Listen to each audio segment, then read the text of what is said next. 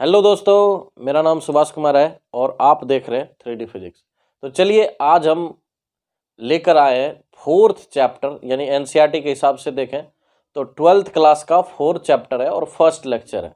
तो इस लेक्चर में हम बेसिकली मैग्नेटिक फील्ड के बारे में बात करेंगे और फिर कुछ जो लॉज दिया गया है उसके बारे में बात करेंगे। तो बहुत कम टाइम लेंगे और चूंकि ये एक तरह से क्रैश कोर्स के तरह बेसिक सोच कर बनाया गया है, तो उसी के आधार पर आपको इसमें मिलेगा, लेकिन फुल डिटेल मिलेगा, कहीं आपको दिक्कत नहीं होगा।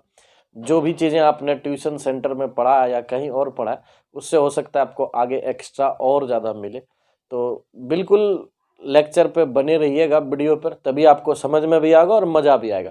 तो हम ज़्यादा समय नहीं लेंगे, बस इतनी सी बात था कहना, आपको कह दिया। बाकी जिसको सिर्फ पढ़ने का मन है बस वही देखें, बाकी के लिए ये वीडियो नहीं है, नहीं तो फिर फालतू में आपको लगेगा टाइम बर्बाद हो गया। सबसे इम्पोर्टेंट बात। तो चलिए हम बात करते हैं मैग्नेटिक फील्ड। ये जो चैप्टर है इसमें हम बेसिकली मैग्नेटिक फील्ड के बारे में बात करेंगे। मैग्नेटिक फील्ड क्या होता है और ये किस चीज़ से बनता है या कैसे बनता है, ये बात हम इसमें जानेंगे। अब मैग्नेटिक यदि फील्ड ही सिर्फ नहीं है इफेक्ट, इसका कई इफेक्ट है, जिसमें कि एक आप हीट इफेक्ट भी देखते हैं। करंट का किसी वायर में जाता है, उसका कॉलिजन होता है भीतर में और उससे वो रेसिस्टेंस पैदा करता है और उसके थ्रू वो हीट भी जनरेट करता है। तो हीटिंग इफेक्ट भी करंट से जुड़ा हुआ है, वो भी एक इफेक्ट है मूविंग चार्ज का। दूसरा है मैग्नेटिक इफेक्ट, यानी कि ये मोशन में जब चार्ज रहेगा तो वो चार्ज ही एक फील्ड पैदा करता है जिसको कहते हैं मैग्नेटिक फील्ड, और जब रेस्ट में रहता है तो इलेक्ट्रिक फील्ड। और मोशन में भी कई तरह का है, जो एक्सेलरेटेड होता है वो इलेक्ट्रोमैग्नेटिक फील्ड भी बनाता है और इलेक्ट्रोमैग्नेटिक वेव भी बनाता है, यानी रेडिएशंस पैदा करने लगता है। ये बात हम थोड़ा सा डिस्कस भी किए थे पिछले लेक्चर में। बेसिक यहाँ पे अगर हम देखें तो ये जो इलेक्ट्रोमैग्नेटिज्म का ब्रांच है वो कहता है कि इसमें हम सिर्फ उन सारे घटनाओं को अध्ययन करते हैं जो घटना मैग्नेटिज्म से जुड़ा होता है, मैग्नेट से जुड़ा होता है, या जो मूविंग चार्ज से जुड़ा होता है या करंट से जुड़ा होता है, क्योंकि करंट ही ओरिजिन है मैग्नेट बनाने का। ये हम आगे देखेंगे। तो इन सारे चीज़ों का जब हम चर्चा करेंगे तो वो फिजिक्स का जो ब्रांच होगा वो दरअसल उसका नाम होगा इलेक्ट्रोमैग्नेटिज्म। क्या आपको समझ में आया इलेक्ट्रोमैग्नेटिज्म क्या? तो इलेक्ट्रोमैग्नेटिज्म वो ब्रांच है साइंस फिजिक्स का जिसमें हम मूविंग चार्ज, करंट से जुड़ा हुआ मैग्नेटिक फील्ड के बारे में पढ़ते हैं, मैग्नेटिक इफेक्ट के बारे में पढ़ते हैं, मैग्नेटिज्म के बारे में पढ़ते हैं। वो ब्रांच को हम कहते हैं इलेक्ट्रोमैग्नेटिज्म। यानी यहाँ इलेक्ट्रोमैग्नेटिज्म, इलेक्ट्रिक करंट से मैग्नेट की इफेक्ट को हम देखेंगे। तो चलिए ये बात तो हमने देखा, करंट का एक ही इफेक्ट नहीं है, ये भी हमने जाना। एक हीटिंग इफेक्ट है, जस्ट आपने थर्ड चैप्टर में पढ़ा होगा। और फिर इसमें आप पढ़ रहे हैं मैग्नेटिक इफेक्ट, फिर इसके आगे पढ़िएगा कि ये ईएम वेव भी बनाता है, इलेक्ट्रोमैग्नेटिक वेव भी बनाता है। तो कई तरह का घटना होता है, इसको हम आगे डिस्कस करेंगे। तो देखिए यहाँ पे क्या है, मैग्नेटिक फील्ड। जब इसमें मैग्नेटिज्म की बात करते हैं तो मैग्नेटिक फील्ड के बारे में सबसे पहला कॉन्सेप्ट आता है कि मैग्नेटिक फील्ड है क्या, ये क्या चीज होती है। तो भाई आपके पास कोई भी चीज को महसूस करने के लिए सेंस ऑर्गन है, जिसको हम कहते हैं 5 सेंस ऑर्गन है, एक सिक्स्थ है जो ब्रेन को कहते हैं। तो 5 सेंस ऑर्गन से आप क्या महसूस कर सकते हैं? टेस्ट महसूस कर सकते हैं, हीट महसूस कर सकते हैं, साउंड महसूस को सुन सकते हैं, आंख से लाइट को महसूस कर सकते हैं। उसी तरह सभी एनर्जी को आप, फॉर्म ऑफ एनर्जी को आप महसूस नहीं कर सकते सिर्फ 5 सेंस ऑर्गन से, इसलिए इसका टेस्टर अलग है। आप देखे होंगे बिजली का झटका, बिजली को टेस्ट करना है तो आप एक टेस्टर लगाते हैं, ऐसा नहीं कि उंगली घुसा देते हैं, क्योंकि वो डेंजरस है। बिल्कुल भाई, टेस्टर है, हमारा बॉडी टेस्ट कर सकता है करंट है या नहीं है। आप छू के देखिए, आपका शरीर महसूस कर लेगा कि करंट लग रहा है या है, वहाँ पे एग्जिस्ट कर रहा है। तो हम हर चीज़ को बॉडी पार्ट से या सेंस ऑर्गन से ही नहीं डिटेक्ट करते हैं, कई दूसरे चीज़ से भी डिटेक्ट करते हैं। तो वो डिटेक्ट करने का जो प्रक्रिया है वो अलग अलग हम डिवाइस जनरेट कर रखे हैं। उसी तरह से यहाँ पे हम बात करेंगे उस चीज़ों के बारे में। तो मैग्नेटिक फील्ड क्या है? तो देखिए मैग्नेटिक फील्ड कहता है कि, पहले इसका डेफिनेशन देखिए, a region of space near a magnet. कह रहा है एक मैग्नेट के नजदीक का एक मैग्नेट के नज़दीक का एक क्षेत्र ले लीजिए। मैग्नेट आप नॉर्थ साउथ जानते हैं, बिल्कुल। तो नॉर्थ साउथ के नज़दीक आप कोई रीजन लीजिए, जहाँ पे कोई भी रीजन, इस तरह से कहीं भी एक पॉइंट लीजिए, और कह रहा है कि इसके करंट, इलेक्ट्रिक करंट, यहाँ पे कोई करंट जा रहा है वायर में। आप इस तरह से एक सर्किट बना लीजिए और स्विच ऑन कर लीजिए, तो इसमें करंट फ्लो हो रहा होगा। तो इसके भी कहीं भी अराउंड आप लीजिए मूविंग चार्ज पार्टिकल। अब कैथोड रे के इमिशंस वाले में आपने देखा होगा कि कैथोड रे जो है वहां पे निकलता है कहाँ से, माइनस से निकलता है, और प्लस माइनस से निकलता है इलेक्ट्रॉन सब, और वो क्या होता है, प्लस पर जाता है, अट्रैक्ट होता है, और ये एक तरह से करंट भी बना लेता है इस ब्रांच में। अब बात कर रहा है 3 केसेस है, एक मैग्नेट, एक करंट कैरिंग वायर, और एक है मूविंग चार्ज पार्टिकल। पार्टिकल सही है, यहां भी चार्ज मूव कर रहा है, लेकिन वो एक्चुअली कंडक्टर के भीतर है। इसकी कहानी अलग हो जाती है, यहाँ पे अलग हो जाती है। देखिए यहाँ पे क्या करा, तो इसके चारों साइड कहीं पे भी एक मैग्नेट ले जाइए छोटा सा मैग्नेट। अच्छा, छोटा सा मैग्नेट एक आपको हम यहाँ पे, जैसे कि फर्स्ट चैप्टर में कहते थे ना कि टेस्टर है भाई, ये टेस्ट चार्ज है, ठीक उसी तरह से यहाँ पे एक चीज है जो इलेक्ट्रिक फील्ड को टेस्ट कर रहा था, तो यहाँ पे मैग्नेटिक फील्ड को भी एक टेस्ट करने वाला छोटा सा यंत्र है, जिसका नाम है मैग्नेटिक कंपास या नीडल कंपास। तो कंपास आप देखे होंगे शायद लैब में, एक छोटू सा था। तो मैग्नेटिक कंपास अगर आपने नहीं देखा है तो देखिए इस तरह से दिखता है, ये छोटू सा है। तो वो मैग्नेटिक कंपास भी एक ऐसा यंत्र है जो कि मैग्नेटिक फील्ड को डिटेक्ट करता है यहाँ पे, और बहुत ही हाई मैग्नेटिक फील्ड हो तो आपका शरीर भी डिटेक्ट कर लेगा। का शरीर अगर देखेंगे तो एक्चुअली क्या है, आयरन से बना हुआ है, जिसको हीमोग्लोबिन कहते हैं, उसमें आयरन है, और वो चार्ज पार्टिकल की चार्ज भी है, आयन भी है।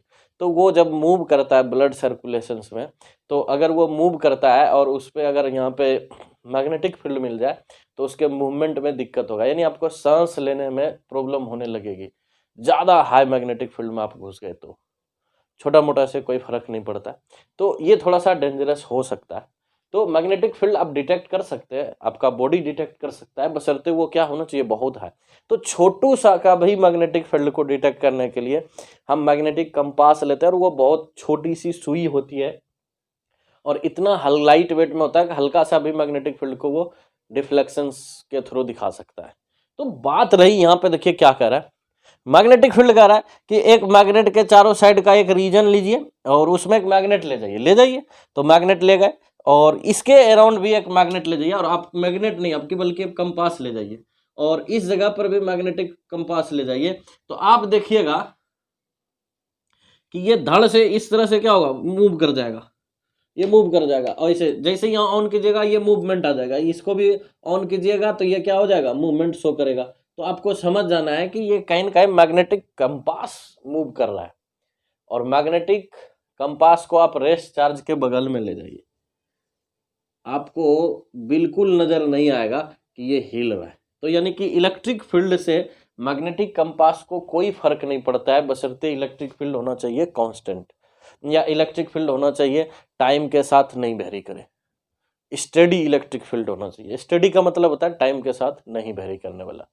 तो आप देखिए, अच्छा हम ऐसा क्यों कह रहे हैं स्टडी, नॉन स्टडी मतलब क्या है, टाइम के साथ वेरिंग जो इलेक्ट्रिक फील्ड होगा, वेरिएबल इलेक्ट्रिक फील्ड होगा, जो टाइम के साथ बदलेगा, वो यहाँ पर मैग्नेटिक फील्ड भी जनरेट कर देता है। ये हम आगे पढ़ेंगे, फिलहाल अभी हम इसको ऐसा करते हैं। तो हम देखिए कंडीशंस लगा दिए हैं, ऐसा नहीं कि आपको बोले और आप कहीं भी लगा दीजिए, नहीं, हमने एक कंडीशंस लगाया है कि चार्ज है, रेस्ट में चार्ज है, और इसके चारों साइड जो भी फील्ड बनेगा वो इस जगह पर टाइम के साथ नहीं बदलेगा, नो स्टेडी स्टेट में ही। और जब यहाँ पे आप कंपास रखिएगा तो इसमें कोई मूवमेंट नहीं होगा, कोई इफेक्ट नहीं होगा। अगर आप इस चार्ज को दूर ले जाएं, नज़दीक ले जाएं, तो ये फील्ड कोई वेरिएशंस होता, फील्ड तो वेरी करता है, लेकिन ये कंपास नहीं हिलेगा। इसका क्या मतलब है, इसका मतलब है कि यहाँ पर भी आप चार्ज को रखिएगा रेस्ट में, और यहाँ पे भी रखिएगा, तो फील्ड भले बदल गया, लेकिन मैग्नेटिक कंपास में कोई डिफ्लेक्शन नहीं हुआ। इससे क्या पता चलता है कि फील्ड किधरों चला जाए इलेक्ट्रिक का, मैग्नेटिक कंपास को कोई लेना देना नहीं।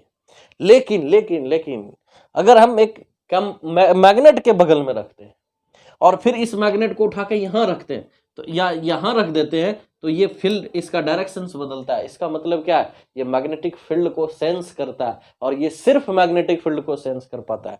यही है नीडल कंपास। तो नीडल कंपास को अगर आप किसी मैग्नेट के पड़ोस में ले जाइएगा, अगल बगल ले जाइएगा, तो आप देखिएगा कि इसमें डायरेक्शन बदल रहा है। इसके भी पास यानी मूविंग चार्ज के पास भी ले जाइएगा तब भी ये बदलेगा, और एक मूविंग चार्ज ये इसके बगल में भी ले जाइएगा तब भी बदलेगा, और करंट कैरिंग वायर के भी बगल में ले जाइएगा तो भी बदलेगा। तो देखिए ये कॉन्सेप्ट क्या कहने लगा, ये कहने लगा कि region of space near a magnet, एक मैग्नेट के नजदीक का क्षेत्र इलेक्ट्रिक करंट या इलेक्ट्रिक करंट के विद्युत धारा के प्रवाहित के चालक के बगल में यानी कि उसके पड़ोस में, फिर क्या, या मूविंग चार्ज के पार्टिकल्स है उसके भी बगल में, किसी के भी बगल में ले जाइए, in which magnetic effects are exerted. Magnetic effects क्या है, मैग्नेटिक फोर्स से लेना देना है, उसके मूवमेंट से लेना देना है। तो अगर कोई बॉडी पर कोई इफेक्ट नहीं लगेगा तो वो बॉडी क्यों हलचल आएगा, वो हलचल में आएगा, क्यों बॉडी मूव करने लगेगा या क्यों डिफ्लेक्शन होगा उसमें, तो कहीं ना कहीं उस पर इफेक्ट पड़ रहा है। तो वही इफेक्ट का कॉन्सेप्ट है कि वो इफेक्ट क्या होना चाहिए, किस पे दिखना चाहिए, ऑन एनी अदर मैग्नेट, किसी दूसरे मैग्नेट पर, यानी नीडल कंपास भी जो आपको बताया ना वो भी मैग्नेट है, टेंशन नहीं लेना है। फिर या इलेक्ट्रिक करंट कैरिंग कंडक्टर पे आप एक कोई कॉइल ले जाइए इसके बगल में, उस पर भी फर्क पड़ेगा। दूसरा क्या है, उसमें कॉइल में करंट ले जाइएगा उसमें भी फर्क पड़ेगा। क्या है, मूविंग चार्ज पार्टिकल, अगर आप इस मैग्नेट को यहाँ ले जाइएगा तो इलेक्ट्रॉन पे भी फर्क पड़ेगा मोशन में, और यही इलेक्ट्रॉन के मोशंस का इफेक्ट बड़े कमाल का होता है।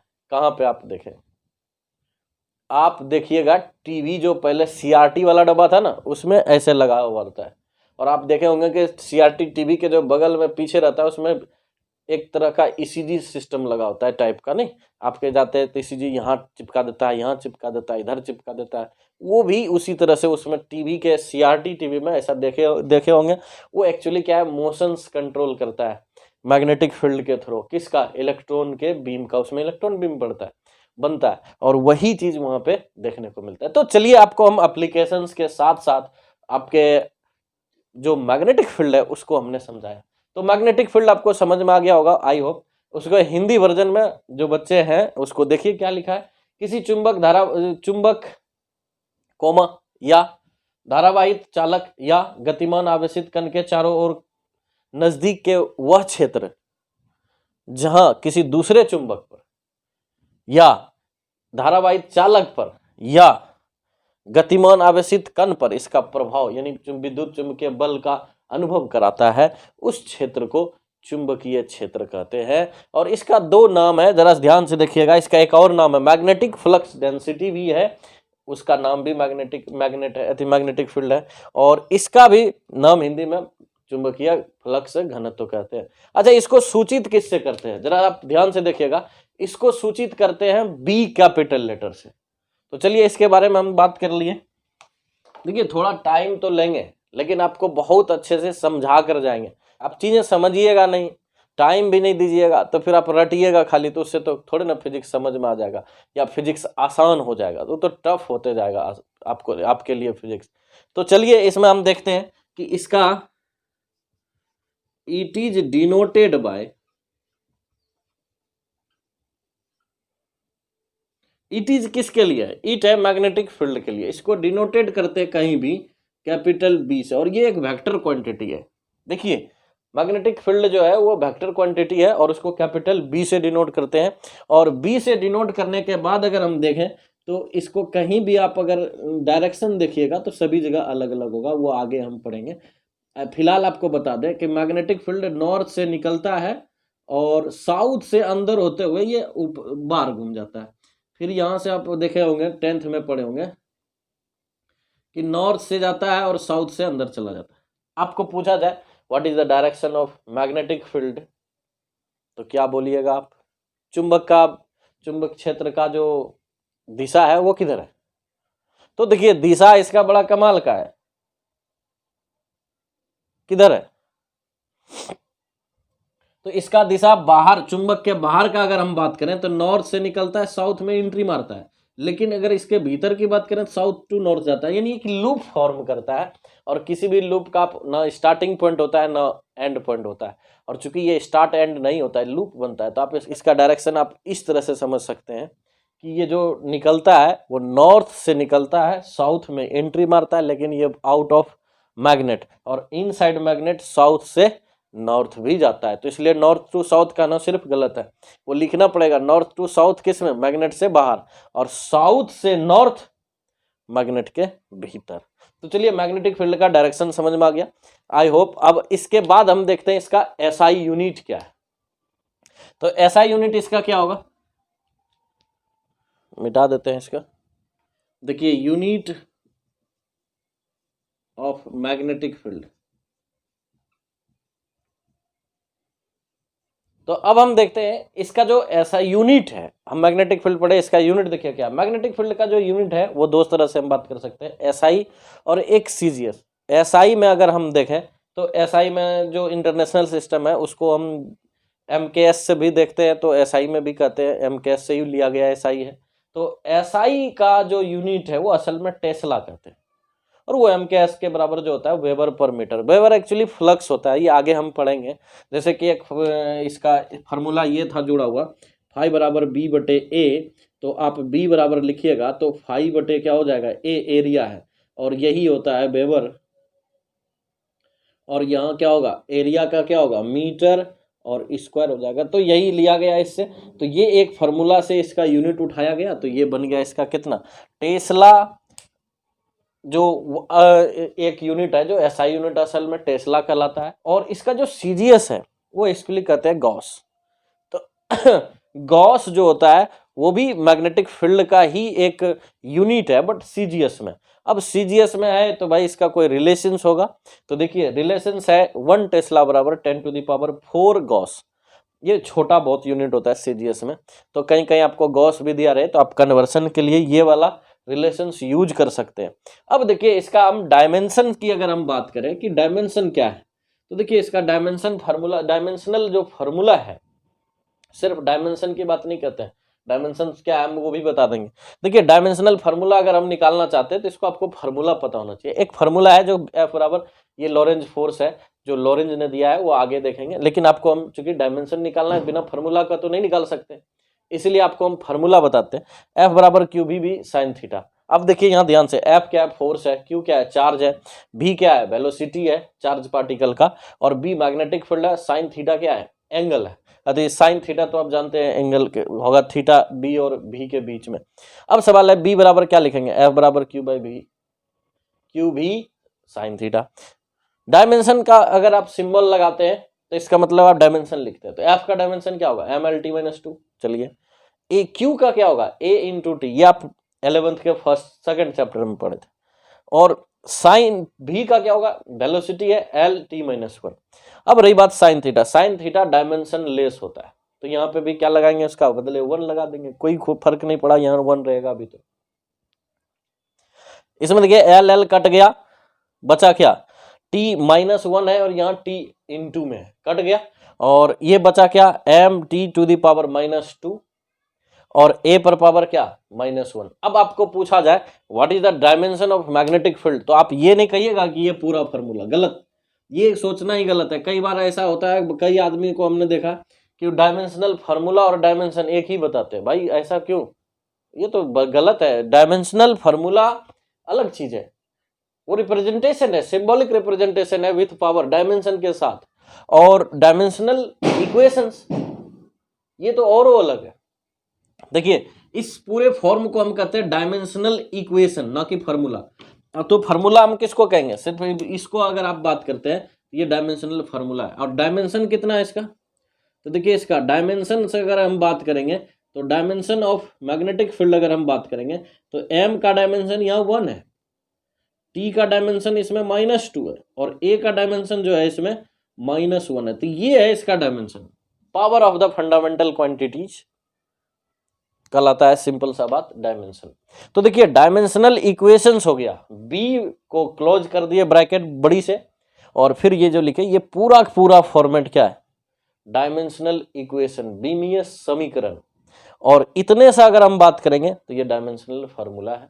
और डायमेंशन की बात करेंगे हम बीमा की सिर्फ, तो m का 1 है, ना कि इसको जोड़ा भी जा सकता है। ऐसा नहीं कि जोड़िएगा तो इसको 2 माइनस में हो जाएगा, गलत हो गया, ये जोड़ा भी नहीं जा सकता। मास को आप टाइम में थोड़े ना व्यक्त कर सकते हैं, कभी भी नहीं कर सकते। आपको 2 kg चीनी दे दे, कह देगा भाई टाइम में बताओ इसको कितना है, तो बता सकते हैं क्या? नहीं बता सकते। 2 kg चीनी को टेम्परेचर में बता सकते हैं क्या? नहीं बता सकते। तो व्यक्त नहीं किया जा सकता, वो मास है, वो अलग क्वांटिटी है, दैट इज द फंडामेंटल। और ये फंडामेंटल 1 है इसमें मास, और लेंथ इसमें नहीं है, 0 है। और मैग्नेटिक फील्ड में क्या है? टाइम है, और क्या है? एम्पेयर, करंट भी है। तो सबका वैल्यू दिया है, m है 1, t है -2 और a है -1। तो चलिए, ये था हमारा मैग्नेटिक फील्ड का बेसिक कॉन्सेप्ट, जितना था हमने दे दिया। इसका डायमेंशन के साथ साथ इसका फार्मूला था, कई कॉन्सेप्ट था जुड़ा हुआ उससे। अब हम बात करते इसका जो मैग्नेटिक फील्ड जो जुड़ गया इलेक्ट्रिसिटी से, चार्ज से, वो शुरुआत किसने किया? अगर हम बात करें कि ये जो मैग्नेटिक फील्ड था, ये मैग्नेटिक फील्ड का रिलेशंस जो एस्टेब्लिश किया वो कैसे किया, तो सबसे पहले अगर हम बात करें कि लोग समझते थे कि इलेक्ट्रिक फील्ड का जो कॉन्सेप्ट है वो अलग है, वो उसको बनाने वाला जो फंडामेंटल पार्टिकल्स है वो अलग है, और जो मैग्नेटिक फील्ड बनाता है उसका फंडामेंटल पार्टिकल्स अलग है। ये सब कॉन्सेप्ट पहले लोग को नहीं पता था कि दोनों का ओरिजिन जो है एक है, वो फंडामेंटल पार्टिकल्स एक है, जिसका कि इलेक्ट्रिक फील्ड भी वो बना देता है, कभी कभी मैग्नेटिक भी। तो कब मैग्नेटिक बनाता है, ये बात तो हमने देखा कि मैग्नेटिक फील्ड जब किस में हो? मोशंस में, अति करंट, जब चार्ज किस में हो? मोशंस में हो, और रेस्ट में वो सिर्फ इलेक्ट्रिक फील्ड देता है। ये बात हम इस चैप्टर को पढ़ के और ज़्यादा क्लियरिफाई हो जाएंगे। सबसे पहले हम बात करते हैं कि ये जो शुरुआत हुई इसका मैग्नेटिक इफेक्ट ऑफ करंट का, वो शुरुआत कहाँ से हुआ? तो 1802 ईस्वी में। इसको बहुत कम लोग जानते हैं क्योंकि इनका नाम उतना फेमस नहीं हुआ। तो जो हम जानते हैं वो असल में जानते हैं ओरस्टेड के नाम से। तो इनसे भी 18 साल पहले किसी ने एक्सपेरिमेंट किया था। वो बड़ा ही जीनियस कह सकते हैं, क्योंकि ये ज्यूरिस्ट थे और वो इटालियन लोग थे और ज्यूरिस्ट थे, और वो ये सब चीज़ सोच सकते थे। सोचिए, वो ज्यूरिस्ट होकर भी। तो घटना कोई भी देख सकता है, साइंटिस्ट कोई भी बन सकता है। बड़ा गजब का कॉन्सेप्ट है कि बस आपका जो दिमाग में है, बस आपके दिमाग में क्यूरियोसिटी होनी चाहिए। तो देखिए, वो जियान डोमेनिको ने एक एक्सपेरिमेंट में इसने देखा कि जो करंट है वायर में फ्लो हो रहा है, तो उसके बगल में अगर हम निडिल कंपास रखते हैं या मैग्नेट रखते हैं तो वो मैग्नेट मूव करने लगता है, वो डायरेक्शन अलग शो करने लगता है जब इसमें करंट जाता है। तो कहने का मतलब क्या है, जब इसमें आप स्विच ऑन करते हैं तो ये इन्होंने देखा कि ये जो मैग्नेटिक फील्ड है, ये कंपास है, ये इधर चला गया, या कोई मैग्नेट रखा है, इसने देखा कि इधर चला गया। तो ये तो हिल तभी सकता है ना जब मैग्नेटिक फील्ड हो, क्योंकि मैग्नेटिक कंपास कभी भी इलेक्ट्रिक फील्ड में हिलता ही नहीं है जब तक इलेक्ट्रिक फील्ड टाइम के साथ ना बदले। तो इलेक्ट्रिक फील्ड में अगर कोई कंपास को रखा जाए रेस्ट वाले इलेक्ट्रिक फील्ड में, यानी स्टैटिक इलेक्ट्रिक फील्ड में, तो वो कभी भी मैग्नेटिक इसको डिफ्लेक्शन नहीं दे सकता। तो ये डिफ्लेक्शन कब करेगा? यानी मैग्नेटिक फील्ड के वजह से करेगा। और ये डिफ्लेक्ट हुआ, इसका मतलब है इस वायर में करंट ने मैग्नेटिक फील्ड बनाया कहीं ना कहीं, और वही मैग्नेटिक फील्ड इसको इफेक्ट दिया, जिससे कि ये डिफ्लेक्ट हो गया। ये बात सबसे फर्स्ट इटालियन ज्यूरिस्ट जो थे जियान डोमेनिको ने, उन्होंने ऑब्जर्व किया और उन्होंने न्यूज़पेपर में पब्लिश्ड भी किया, लेकिन उनको उतनी वैल्यू नहीं मिला, उतना उनको शोहरत नहीं मिला, क्योंकि उनका जो एक्सपेरिमेंट था वो ज़्यादा कुछ उसके बारे में नहीं बताए थे। फिर आए उनके बाद 1820, यानी तकरीबन 18 साल हो गया। 18 साल बाद दानिश फिजिसिस्ट जो एक थे, वो जिसका नाम है हैंस क्रिस्टियन ओरस्टेड, इसको HC ओरस्टेड भी कहते हैं शॉर्टकट। तो इन्होंने एक्सपेरिमेंट किया, और यहीं से एक्चुअली हमारे सिलेबस में पता चलता है कि जो एक्सपेरिमेंट किया है वो कहाँ से है। तो यहीं से एक्सपेरिमेंट हो गया और ये अब एस्टेब्लिश्ड हो जाएगा। इसीलिए यहाँ पे एक टर्म लिखा है मैग्नेटिक इफेक्ट, यानी कि जो चुंबक का प्रभाव है वो किसका है? करंट का है। करंट नहीं होगा तो मैग्नेटिक फील्ड नहीं होगा। वो बात हम कैसे समझेंगे? वो इसके एक्सपेरिमेंट से समझेंगे। देखिए, इन्होंने कहा कि भाई देख लो, आपने एक बैटरी लगाया, एक सर्किट तैयार किया और इस सर्किट में करंट इधर से जाएगा, गुड, और ये रेसिस्टेंस है। तो इसमें करंट जाने के बाद इन्होंने कहा कि यहाँ पे अगर आप नीडल कंपास रखते हैं तो ये डिफ्लेक्ट करता है जब स्विच ऑन हो जाता है, और जब स्विच ऑफ रहता है तो मान लीजिए कि ये स्विच ऑफ है तो नो करंट, कोई करंट नहीं है। और जब ये इसमें हमने एक रेसिस्टेंस ये लगाया और स्विच ऑन कर दिया सिंपली, तो हम देखते हैं कि ये जो कंपास नीडल का है वो इधर डिफ्लेक्ट हो गया, इस तरफ डिफ्लेक्ट हो गया। और ये बिल्कुल समझिए कि आप इसको यहाँ पे रखें, इसी के भीतर में रखें, तो ये इस तरह से डिफ्लेक्शन शो कर रहा है, जस्ट इसके ओवर है, ना इधर है ना इधर है। ये बहुत बड़ा इंपॉर्टेंट बात कह रहा है। और यही बात इन्होंने कहा कि लेफ्ट चला गया यहाँ पे, और यहाँ पे इन्होंने कहा कि अगर आप यहाँ पे मैग्नेटिक कंपास रखते हैं और ये करंट देते हैं रिवर्स करके, अब बार देखिए करंट क्या हो गया, नीचे जा रहा है। इस सेक्शन में पहले ऊपर जा रहा था करंट, अब की बार क्या हो रहा है, नीचे जा रहा है इस सेक्शन में करंट। और इन्होंने कहा कि जब ये नीचे जाने लगता है तो अब बार इधर मैग्नेटिक कंपास डिफ्लेक्ट हो जाता है। अच्छा, मैग्नेटिक कंपास का जो ये ऊपर वाला एरो है इसको नॉर्थ समझिए, इसको साउथ समझिए। ये जो मैग्नेटिक कंपास हम बार बार बोल रहे हैं, इसमें एरो इस तरह से दिया रहता है, इसको नॉर्थ कहते हैं, इसको कहते हैं साउथ। तो ये जो साउथ और नॉर्थ है, इसमें डिफ्लेक्शंस का इन्होंने डायरेक्शन भी बताया, बड़ा कमाल के थे। इन्होंने कहा कि आप डायरेक्शन इसका फिक्स्ड होता है, आप भी करके देख सकते हैं। अब देखिए करना क्या है कि अगर आप तार को बिल्कुल जस्ट मैग्नेटिक कंपास के ऊपर रखते हैं, जैसे कि मान लीजिए अगर कोई ये तार है, ये तार में करंट जा रहा है ऊपर और मैग्नेटिक कंपास जस्ट आपके देखिए इसके नीचे है, तो अगर ये करंट ऊपर जाएगा तो ये इधर डिफ्लेक्ट होगा, इस साइड आपके, मतलब इधर। और इधर होने का मतलब क्या है, इन्होंने कहा कि अगर मान लीजिए साउथ से नॉर्थ करंट जा रहा है, आप ऐसे समझिए, साउथ से, ये साउथ पोल है और ये क्या है, नॉर्थ पोल है। तो साउथ से नॉर्थ करंट जाता है, तो आपने डायरेक्शन भी जानते हैं, नॉर्थ ये है, साउथ ये है, इधर क्या होता है ईस्ट, इधर क्या होता है वेस्ट। तो इन्होंने कहा कि जो डिफ्लेक्शन होगा इस नॉर्थ साइड का, नॉर्थ पोल का, वो वेस्ट के तरफ हो जाएगा, यानी कि ये इधर डिफ्लेक्ट कर जाएगा नीडल कंपास। क्या समझ में आया या नहीं आया? इसका देखिए एक्सपेरिमेंट जो इसका ऑब्जर्वेशन से का अगर हम बात करें फर्स्ट, तो इन्होंने कहा कि अगर करंट साउथ से नॉर्थ की ओर जाती है तो जो मैग्नेटिक कंपास है अगर इसके जस्ट नीचे है तो वो जो डिफ्लेक्शन शो करेगा वो वेस्ट के तरफ करेगा, तो इधर ना वेस्ट होगा और इधर ईस्ट होगा। कब?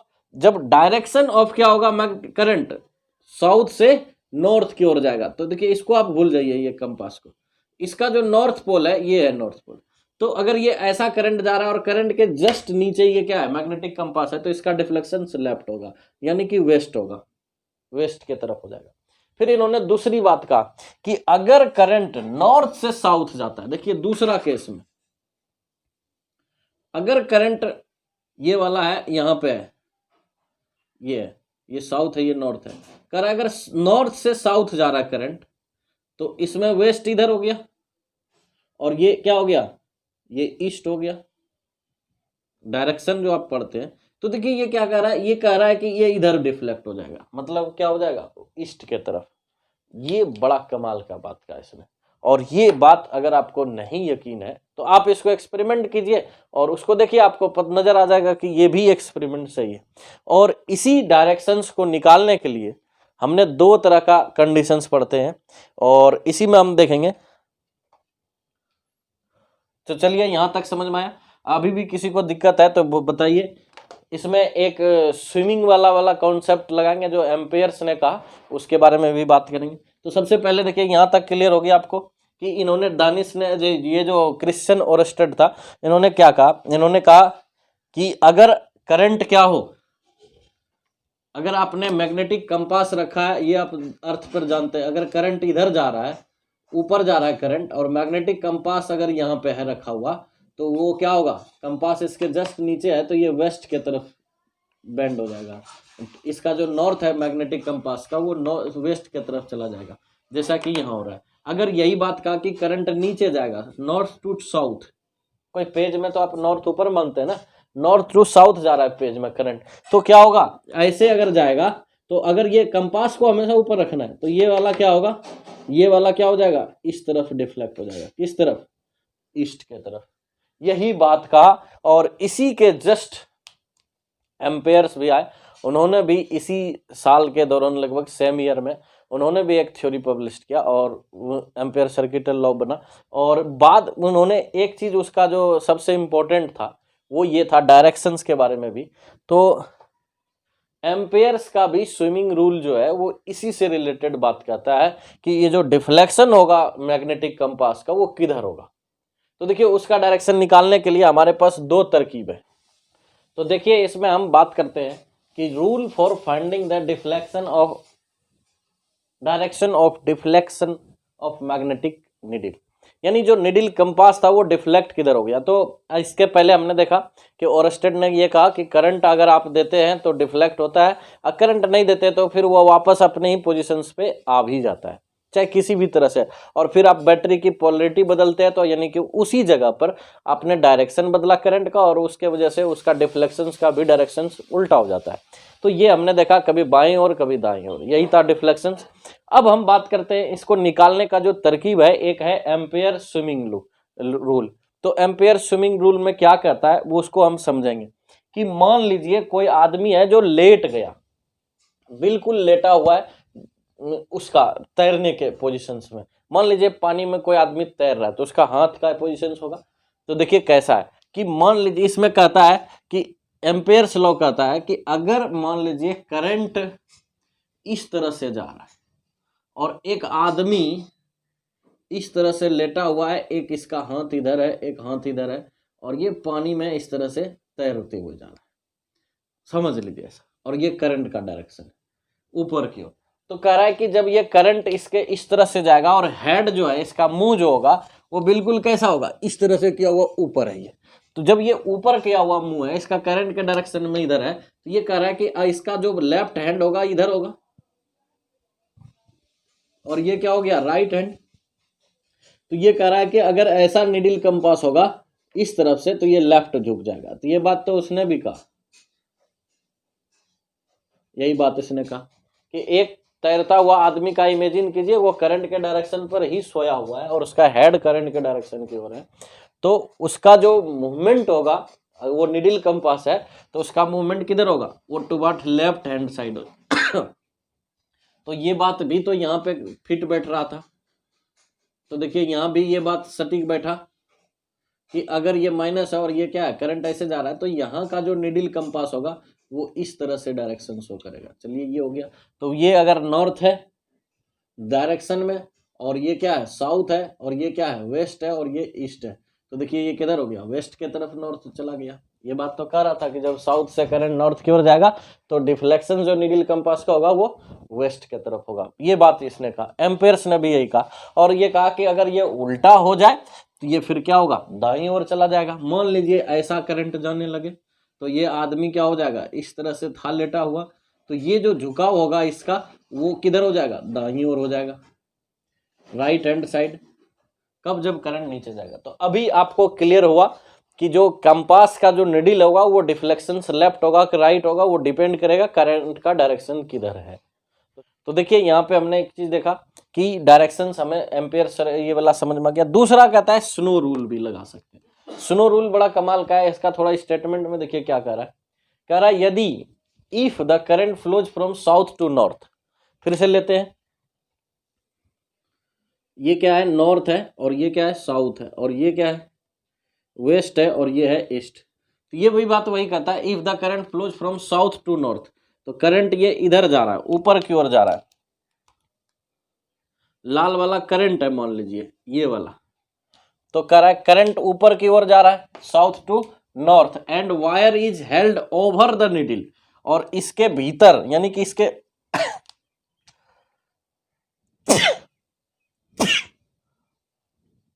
इसके नीचे जो है एक काला वाला मैग्नेट है रखा हुआ है। तो कह रहा है कि करंट इसमें वायर जो के नीचे क्या है, मैग्नेटिक कंपास है जो ब्लैक में है, और ऊपर क्या है, ऊपर है आपका करंट वायर, इस तरह से है। तो ये कह रहा है the north pole is deflected, ये नॉर्थ पोल था इसका, काला वाला मैग्नेट है, और देखिए काला वाला यहाँ पे मैग्नेट है और करंट ऊपर जा रहा है लाल वाला, और नीचे इसके अंदर क्या है, मैग्नेट है। तो मैग्नेट का नीडल क्या कर रहा है कि and wire is held over the needle, wire ऊपर से रखा है, ठीक है। The north pole is deflected towards the west, कह रहा है नॉर्थ पोल किधर चला जाएगा, तो ब्लैक वाला किधर जाएगा बताइए, तो ये इधर चला जाएगा। देखिए यही बात कह रहा है, तो यही बात तो यहाँ पे आपको समझाए भी थे। तो देखो बार बार देखिए आपको यही मिल रहा है कि ये जो नॉर्थ पोल है, साउथ पोल है मैग्नेट का, वो इस तरह से डिफ्लेक्शन होगा। जब करंट क्या होगा, साउथ से नॉर्थ जाएगा तो वो वेस्ट की तरफ जाएगा, और आप समझिए कैसे अगर लेटे हुए हैं तो आपके बाईं ओर चला गया डिफ्लेक्शंस नॉर्थ का, अगर ये करंट रिवर्स होगा तो ये दाईं ओर चला जाएगा। बस इतना सा ही कहानी था। तो डिफ्लेक्शंस ऑफ मैग्नेटिक निडल आपको क्लियर हो गया होगा कि ये किधर डिफ्लेक्ट करेगा। तो देखिए अब जो इस लेक्चर का जो लास्ट टॉपिक है वो ये है, क्या रहा है कि अभी तक जो हमने देखा, असल में देखा कि जो चार्ज है वो मोशन में आने के बाद वो कई तरह का इफेक्ट्स दे सकता है, और उसमें से एक जो इफेक्ट है वो मैग्नेटिक है। तो वो मैग्नेटिक इफेक्ट बनता कैसे है उसके बारे में अगर थोड़ा सोचें तो देखिए ये कहता है कि असल में दो चार्ज जब मोशन में आता है तो उसके बीच एक फोर्स का इंट्रैक्शन होता है, वही फोर्स जो है काउज पैदा करता है या मैग्नेटिक इफेक्ट देता है, उसी के बारे में ये बात कर रहा है। तो लेकिन हम इस पूरे चैप्टर को समझने से पहले हम ये दो चीजें समझना जरूरी है कि हम कौन सा लॉ पढ़े। इसमें दो तरह का कहानी है, एक लॉरेंज फोर्स है या लॉरेंज लॉ जो दिया है उसका एक कहानी है, अलग चलता है, और एक बायोट-सावर्ट लॉ। शुरुआत कहाँ से करें, तो देखिए सबसे पहले आपको थोड़ा सा क्लू मिल जाएगा कि शुरुआत में किसको पढ़ना जरूरी है, वो आप भी डिसीजन ले सकते हैं। देखिए इसमें क्या करें, the interaction between two charges in motion can be describe in two stage. कहने का मतलब क्या कि दो गतिमान आवेश के बीच जो अंतः संबंध है, इसको समझने के लिए हम दो तरीके का इस्तेमाल कर सकते हैं या दो वे में समझ सकते हैं इसको। कैसा, पहला देखिए कह रहा है ए मूविंग चार्ज और a current setup creates a magnetic field in the space around surrounding it. कह रहा है कि एक मूविंग चार्ज हो या एक करंट हो किसी वायर में, तो वो अपने चारों साइड एक मैग्नेटिक फील्ड पैदा करता है। ये कॉन्सेप्ट पहला एक पार्ट बनेगा इस चैप्टर में। दूसरा एक पार्ट बनेगा the magnetic field exerts a force on moving charge. देखिए उल्टा हो गया, ये कह रहा है कि एक कह रहा है कि अगर करंट इसमें वायर में है तो ये अपने चारों साइड मैग्नेटिक फील्ड बनाएगा, ये बी बनाएगा, ये बात कह रहा है, ये पहला पार्ट। दूसरा कह रहा है कि the magnetic field exert a force, कहीं पे अगर मैग्नेटिक फील्ड है और मैग्नेटिक फोर्स क्या कर रहा है, ए magnetic field exerts a force on moving charge, और इसमें अगर मान लीजिए कोई चार्ज दौड़ रहा है इधर तो इसके ऊपर एक फोर्स लगाएगा, तो वो जो फोर्स होगा, या कोई वायर में करंट दौड़ रहा है तो इस वायर पर इसका फोर्स लगेगा जिसको हम कहेंगे मैग्नेटिक फोर्स। तो इसका कॉन्सेप्ट आएगा जो लॉरेंज के लॉ से आया है, लॉरेंज ने इसको ऑब्जर्व किया, एक्सपेरिमेंट किया और उसके बाद दिया। तो सबसे पहले किसको पढ़ना जरूरी है, पहले मैग्नेटिक फील्ड बना किसके वजह से, करंट के वजह से, और फिर यही मैग्नेटिक फील्ड एक्ट भी किया, फोर्स भी लगाने लगा किसी दूसरे मैग्नेटिक करंट पे, तो करंट वाले वायर पे। तो आप इसमें से कौन पढ़िएगा सबसे पहला, तो देखिए हमको लगता है कि जो सबसे पहले बात आता है मैग्नेटिक फील्ड, सबसे पहला कॉन्सेप्ट आ जाएगा, क्योंकि मैग्नेटिक फील्ड बनाने का जो प्रक्रिया है वो सब चीजें पता होना चाहिए, कहाँ से आया, तो वो सबसे फर्स्ट होना चाहिए कि मैग्नेटिक फील्ड बनता कैसे है, मैग्नेटिक फील्ड को कितना होगा अगर ये करंट इस वायर में है तो इसके कितना डिस्टेंस पे मैग्नेटिक फील्ड क्या होगा, उसको पढ़ लेंगे। तब उसके बाद हम पढ़ेंगे कि हमारे पास मैग्नेटिक फील्ड है और उस फील्ड में कोई वायर रखे जिसमें करंट जा रहा है या कोई चार्ज रखे जो उसमें मोशन में है, तो उस पर फोर्स कितना लगेगा, तो फोर्स बाद में पढ़ेंगे, मैग्नेटिक फोर्स, क्योंकि वो फील्ड ने ही पैदा किया या पहले फील्ड हुआ, दोनों में से तो एक दूसरे से बड़ा लिंक है, इसको अलग नहीं कर सकते। लेकिन सबसे पहला जो कॉन्सेप्ट हम पढ़ेंगे वो दरअसल कौन सा होगा, तो वो होगा वही कि करंट के वजह से मैग्नेटिक फील्ड बना, कितना बना, कहाँ पे बना। किस डायरेक्शन में बना, ये इनसे पूरा जुड़ा हुआ जो कॉन्सेप्ट है वो आपने 10th में भी पढ़ा है। आपने पढ़ा है कि इस तरह से अगर करंट वायर में जा रहा है तो इसके चारों साइड मैग्नेटिक फील्ड होगा, थम्स रूल यूज कर लीजिए, ये बनता था। लेकिन यहाँ पे एक सबसे बड़ा ट्विस्ट वाला बात है जो 10th में नहीं था, वो था यहाँ पे मैग्नेटिक फील्ड का सिर्फ पैटर्न बन रहा था। लेकिन 12th में क्या है कि मैग्नेटिक फील्ड तो बन रहा है, इस पॉइंट पर मैग्नेटिक फील्ड कितना बन रहा है B1, इस पॉइंट पर मैग्नेटिक फील्ड कितना बन रहा है B2, इस पॉइंट पर मैग्नेटिक फील्ड कितना बन रहा है B3। क्या ये डिस्टेंस वायर से दूर जाते जाएंगे तो क्या मैग्नेटिक फील्ड घटेगा या बढ़ेगा? तो घटेगा तो कितना घटेगा, किस चीज पर डिपेंड करेगा, कौन कौन चीज इसमें मायने रखता है, वो सारा बातें डिस्कस होगा वो इसमें। और इसी में आता है बायट-सैवर्ट लॉ। और जब बायट-सैवर्ट लॉ को आप अच्छे से समझ जाइएगा तो इसके कई एप्लीकेशंस है जो आपको समझा देगा, जो 10th से जस्ट ऊपर है।